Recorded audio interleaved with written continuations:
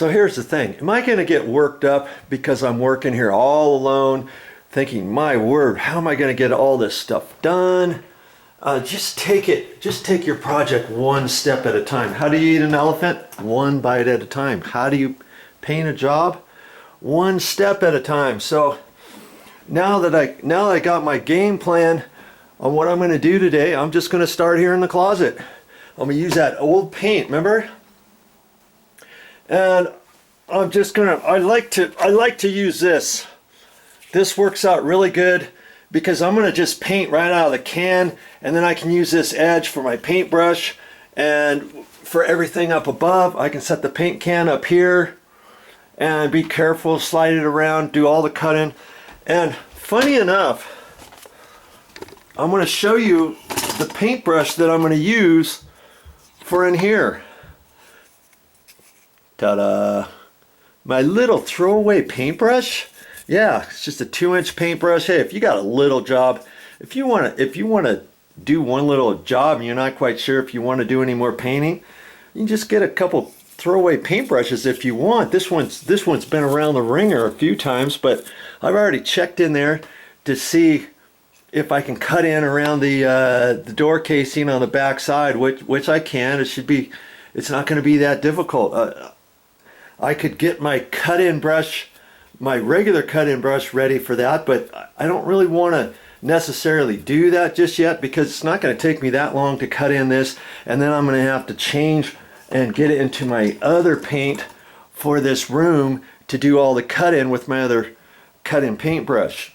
And so if I rinse my cut-in brush out by using it in here, then it's going to be wet, and it's going to be, you know, it's going to take me a few minutes before I can start cutting this in. If you rinse your cut-in brush out and you want to use it somewhere else, you dry it off as best you can do that, but it's just going to take you a few minutes getting into the paint and getting ready to start cutting in. You'll see how the paint's going to be kind of slightly watery as you put it on, and you're going to have to do a little bit extra in a certain area to get going, and then you might have to even drop back and do the first part where you did when the paintbrush was still wet. You see what I mean?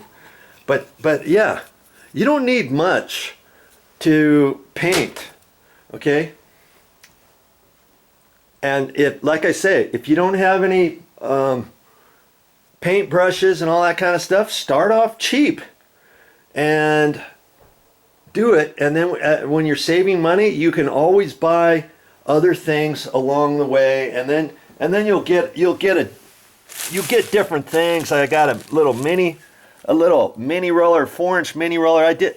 I used this to paint some doors once upon a time. That worked out really good.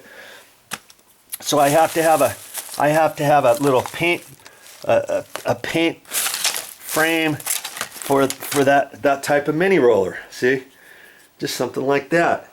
And then I got some paint sticks in here. Here I got a brand new throwaway paintbrush, a 3-inch, and I'm not going to use that. I don't know when I'm going to use that, but I have it when I get ready.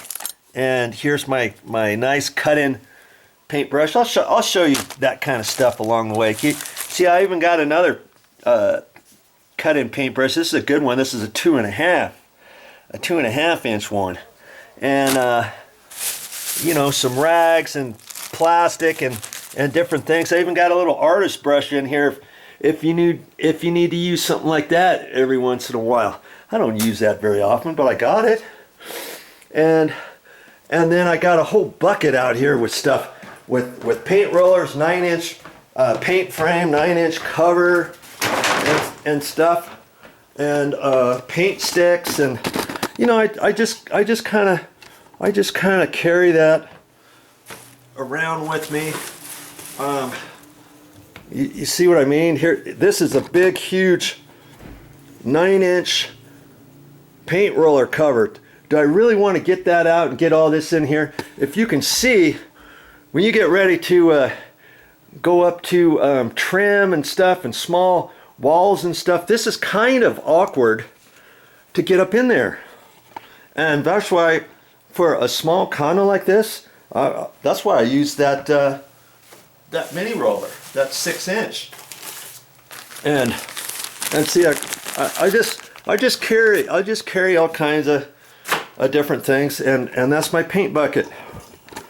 That's my paint bucket, and I just take that with me. I take a water container bucket with me with my simple green and a couple sponges, a couple rags. You never know what you're going to get into when you're starting to paint, especially if you're nowhere close to a hardware store or anything like that.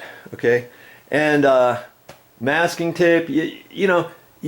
Once you start and you think, hey, I think I can do this, and you do a couple rooms, you just get better along the way. There's only so much you're going to learn by watching me show you, explain to you in nauseam about all the different things you have to do in order to paint, or read up all about it and get book after book. That goes for anything DIY. There's only so much you can read. There's only so much you can watch, listen, and learn from videos, podcasts, books. You got to go out after you gain a little bit of knowledge that way. I'm not saying that's not good. You can do that. And then if you decide to do it, little knowledge will do you. And then it's all about getting in there and getting it done and starting step by step. And yes, no matter what it is, I don't care what it is, DIY, you're going to make mistakes along the way, but you're going to learn from those mistakes. And you're going to get better at it. And when you get done with the job, you're going to say, oh, I should have done this, I should have done that. Next time, I'm going to go about it this way as opposed to that way. Oh, I see now how I should have done it, and I'll be better at it next time, and this, that, and the other thing. You can be a good handyman that way, a good weekend warrior around your house, or to help out a friend or anything like that. Start thinking about doing DIY. As for that, of course, I've got over 4,000 DIY how-to videos on my YouTube channel. Are you kidding me? Yes, I do. And I got it in different courses and all kinds of stuff. So if you want to check that out, you go to my main YouTube channel page and you click on playlists. You can scroll down to anything.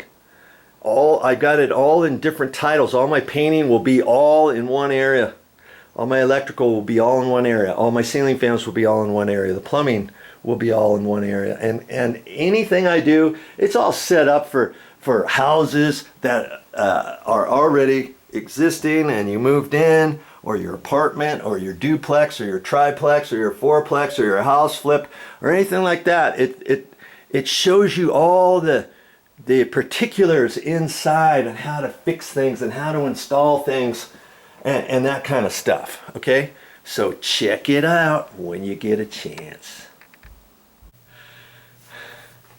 Well, that's all I got for this time, but I'll be back with more videos.